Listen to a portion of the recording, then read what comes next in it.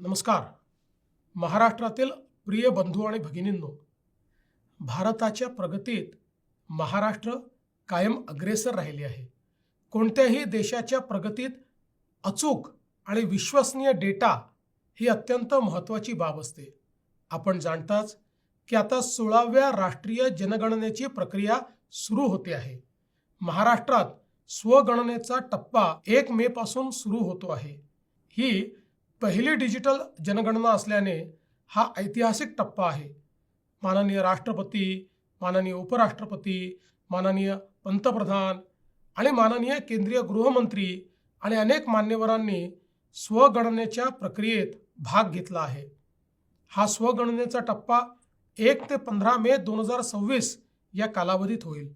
अतिशय साध्या, सोप्या आणि सुरक्षित पद्धतीने आपण यात डिजिटल प्लॅटफॉर्मच्या माध्यमातून सहभागी होऊ शकता.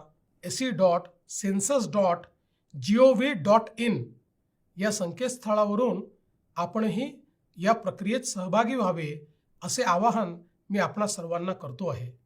आपल्या घरून किंवा कोणत्याही ठिकाणाहून आपण यात सहभागी होऊ शकता.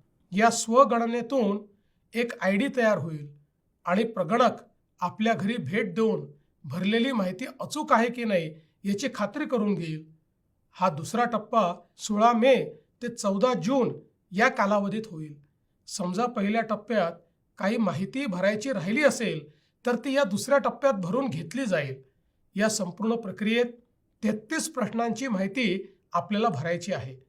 आपल्या घरी येणाऱ्या प्रगणकाला संपूर्ण सहकार्य करा आणि या प्रक्रियेत सर्वांनी मोठ्या संख्येने सहभागी व्हा. आपली जनगणना, आपला विकास हा मंत्र सर्वांनी लक्षात ठेवा.